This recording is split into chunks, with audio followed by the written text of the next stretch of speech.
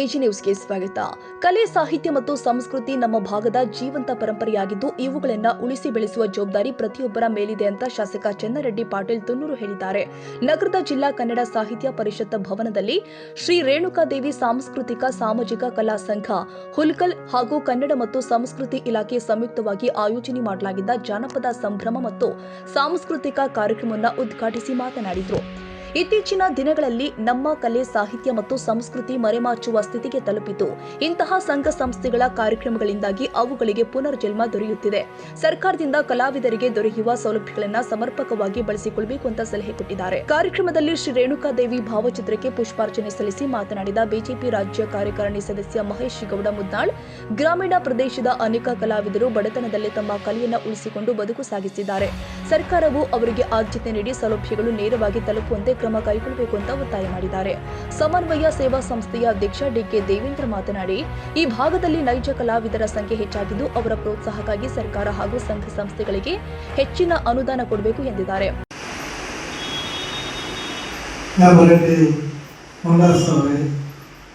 ಪತ್ರಕರ್ತರ ಅಧ್ಯಕ್ಷರಾದ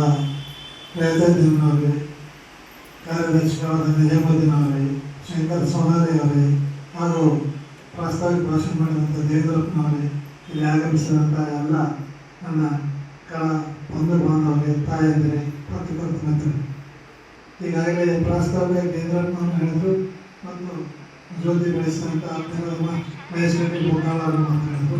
ಮಹೇಶ್ ರೆಡ್ಡಿ ಮುದ್ದಾಳ್ ಅವರ ಮಾತು ಭಾಳ ಚೆನ್ನಾಗಿತ್ತು.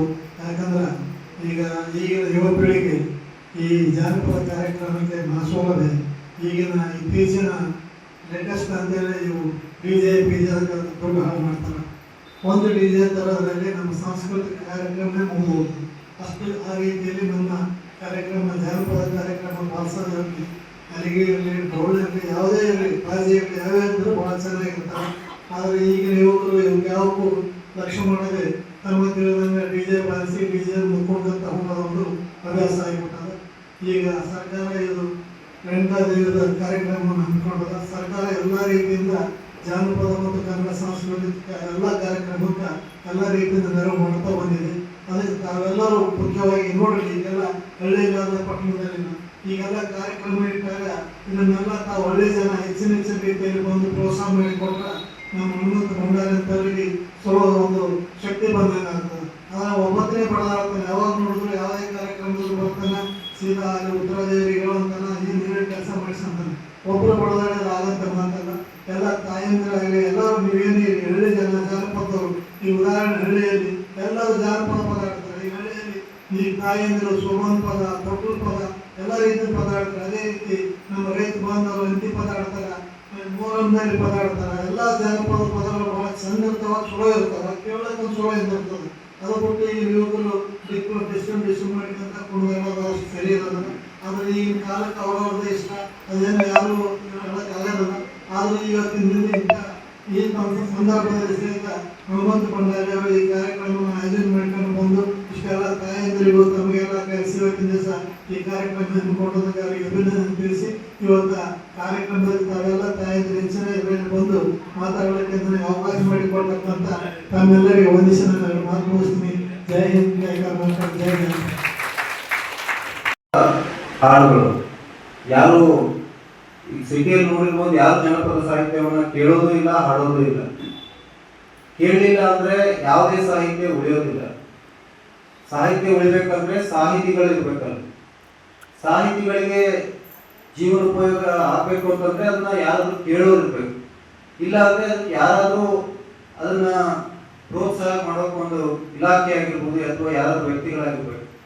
ಈಗ ನಮ್ಮ ಅದೇ ಕೆಲಸ ಈಗ ಕನ್ನಡ ಮತ್ತು ಸಂಸ್ಕೃತಿ ಇಲಾಖೆ ಬಹಳ ಚೆನ್ನಾಗಿ ಮಾಡ್ತಾ ಇದೆ ಅಂತ ಹೇಳ್ಬೋದು. ನಾವು ಯಾದಗಿರಿಯಲ್ಲಿ ಯಾವುದೇ ಜಯಂತಿಗಳಾಗಿರ್ಬೋದು ಅದರಲ್ಲಿ ನಾವು ಜನಪದ ಸಾಹಿತಿಗಳನ್ನ ಯಾರು ಡೊಳ್ಳು ಬಾರಿಸೋರಿರ್ಬೋದು, ಹಲಗಿ ಬಾರಿಸೋರಿರ್ಬೋದು, ಜನಪದ ಸಾಹಿತ್ಯಕ್ಕೆ ಯಾರ್ಯಾರು ಹಾಡಾಡೋರು ಎಲ್ಲರಿಗೂ ಕರೆಸ್ತಾರೆ. ಆದರೆ ನಾನು ಬಹಳಷ್ಟು ಕಡೆಯಲ್ಲಿ ನೋಡಿದ್ದೀನಿ, ಯಾವಾಗ ಗಣೇಶ ವಿಸರ್ಜನೆ ಕಾರ್ಯಕ್ರಮ ಆಗಲಿ ಬೇರೆ ಒಂದು ಕಾರ್ಯಕ್ರಮ ನಡೀತಿರ್ಬೇಕಾದ್ರೆ ಬಹಳಷ್ಟು ಜನ ಈಗ ಡಿಜೆಯನ್ನು ಉಪಯೋಗ ಮಾಡ್ತಾ ಇದ್ದಾರೆ. ಆ ಡಿಜೆಗಳಿಗೆ ಏನಿಲ್ಲ ಅಂದ್ರೂ ನೀವು ಒಂದು ಸಣ್ಣ ಡಿಜೆ ತರಬೇಕಾದ್ರೆ 1 ಲಕ್ಷಕ್ಕಿಂತ ಕಡಿಮೆ ಡಿಜೆ ಬರೋದೇ ಇಲ್ಲ. 5 ಲಕ್ಷದವರೆಗೂ ಡಿಜೆಯನ್ನು ಕೊಡುವಂಥದ್ದು ನೋಡಿದ್ದೀವಿ ನಾವು.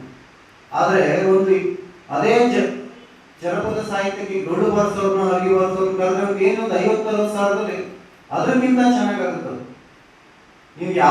ನೀವು ಇನ್ಸ್ಟ್ರೂಮೆಂಟ್ ಇರ್ಬೋದು, ಒಂದು ಕಾರ್ಯಕ್ರಮಕ್ಕೆ ಮೆರುಗು ಬರ್ಬೇಕಾದ್ರೆ ಹಲಗಿ ಹೊಡೆದ್ರೇನೆ ಅದಕ್ಕೆ ಮೆರುಗು ಬರ್ತದೆ. ನೀವು ಎಲ್ಲರೂ ನೋಡಿರ್ಬೇಕು. ಅದು ಮಾಡ್ತಕ್ಕಂಥ ಶಬ್ದ ಏನಾದ್ರು ಅವ್ರು ಹಲಗಿ ಬಾರಿಸಿದ್ರೆ ಏನೋ ಕಾರ್ಯಕ್ರಮ ನಡೀತಾ ಇದೆ, ಇಲ್ಲೇನೋ ಒಂದು ಹೋರಾಟಕ್ಕೂ ಅಂತ ಹಲಗಿಬೇಕು, ಒಂದು ಕಾರ್ಯಕ್ರಮಕ್ಕೂ ಹಲಗಿಬೇಕು.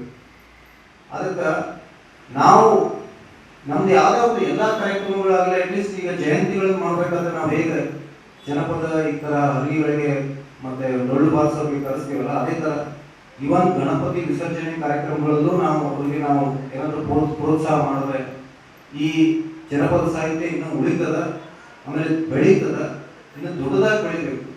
ಬರೀ ಒಂದು ಹಳ್ಳಿಗಳಿಗೆ ಅಷ್ಟೇ ಸೀಮಿತ ಅಲ್ಲ, ಇವನ್ ಯಾದಗಿರಿ ಅಂತ ಸಿಟಿಗಳಿಗೂ ಈ ಜನಪದ ಸಾಹಿತ್ಯ ಹರಬೇಕಾದ್ರೆ ನಾವೆಲ್ಲರೂ ಕೂಡ ಅದಕ್ಕೆ ಪ್ರೋತ್ಸಾಹ ಮಾಡ್ಬೇಕಂತ ಹೇಳ್ತಾ ಈ ಕಾರ್ಯಕ್ರಮಗಳು ಮತ್ತೆ ಮತ್ತೆ ನಡೆದು ಜನಪದ ಸಾಹಿತ್ಯ ಬೆಳಲಿಕ್ಕೆ ಇಂಥ ಕಾರ್ಯಕ್ರಮಗಳು ಇನ್ನೂ ಜಾಸ್ತಿ ನಡೀಬೇಕಂತ ಹೇಳ್ತಾ ನಿಮ್ಮೆಲ್ಲರ ಪ್ರೋತ್ಸಾಹ ಮತ್ತು ಇವನ್ ಶಾಸಕರಲ್ಲೂ ಪ್ರಾಸ್ತಾವಿಕ ಮಾತಾಡ್ಕೊಂಡು ಕೇಳ್ಕೊಂಡು ಇನ್ನು ಜಾಸ್ತಿ ಹೆಚ್ಚಿನ ಅನುದಾನ ನಮ್ಮ ಜನಪದ ಸಾಹಿತ್ಯಗಳಿಗೆ ಹಾಡೋರಿಗೆ ಕೊಡ್ಬೇಕಂತ ಹೇಳಿ ಈ ಕಾರ್ಯಕ್ರಮಕ್ಕೆ ನಮಗೆ ಕರೆಸಿ ಸನ್ಮಾನ ಮಾಡಿ ಮಾತಾಡಲಿಕ್ಕೆ ಅವಕಾಶ ಕೊಟ್ಟಿದ್ದಕ್ಕೆ ತಾವೆಲ್ಲರಿಗೂ ಧನ್ಯವಾದಗಳನ್ನು ಹೇಳಿ ಈ ಕಾರ್ಯಕ್ರಮದಲ್ಲಿ ಸಾಬಣ್ಣ ಪೂಜಾರಿ, ಬಸವರಾಜ ತಾತಕೊಂಕಲ್, ಜಿಲ್ಲಾ ಕಾರ್ಯನಿರತ ಪತ್ರಕರ್ತರ ಸಂಘದ ಅಧ್ಯಕ್ಷ ರಫೀಕ್ ಪಾಟೀಲ್, ಕಾರ್ಯದರ್ಶಿ ನಿಜಾಮುದ್ದೀನ್, ಶಂಕರ್ ಸೋನಾರೆ, ಹೇಮರೆಡ್ಡಿ ಮುಂಡಾಸ್, ಜಗದೀಶ್ ದಾಸನಗೇರಿ, ಬಸಮ್ಮ ಪೂಜಾರಿ, ತಾರಾದೇವಿ ಸೇರಿ ಹಲವರು ಉಪಸ್ಥಿತರಿದ್ದರು.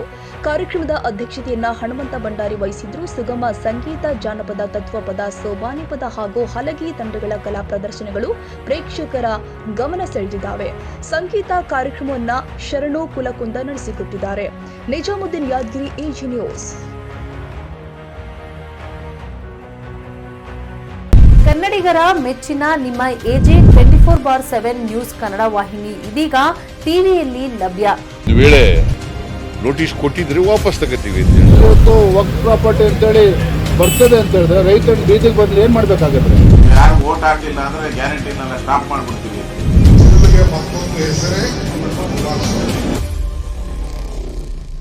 ಕರ್ನಾಟಕ ಮತ್ತು ದೇಶ ವಿದೇಶ 360 ಡಿಗ್ರಿ ಸುದ್ದಿ ಹಾಗೂ ಉತ್ತರ ಕರ್ನಾಟಕ, ಬೆಳಗಾವಿ, ಬಾಗಲಕೋಟೆ, ಧಾರವಾಡ, ಹಾವೇರಿ, ಗದಗ, ಬಿಜಾಪುರ ಜಿಲ್ಲೆಯ ಕ್ಷಣ ಕ್ಷಣದ ವಿವರವನ್ನ ಪಡೆಯುವುದಕ್ಕೆ ಎಜೆ 24/7 ನ್ಯೂಸ್ ಕನ್ನಡ ವಾಹಿನಿಯನ್ನ ಲೈಕ್ ಮಾಡಿ, ವಿಡಿಯೋಗಳನ್ನ ಶೇರ್ ಮಾಡಿ, ಕಮೆಂಟ್ ಮಾಡುವ ಮೂಲಕ ನಮ್ಮ ವಾಹಿನಿಗೆ ಸಹಕಾರ ನೀಡಿ ಮತ್ತು ಚಾನೆಲ್ ಅನ್ನ ಸಬ್ಸ್ಕ್ರೈಬ್ ಮಾಡಿ. ಧನ್ಯವಾದಗಳು.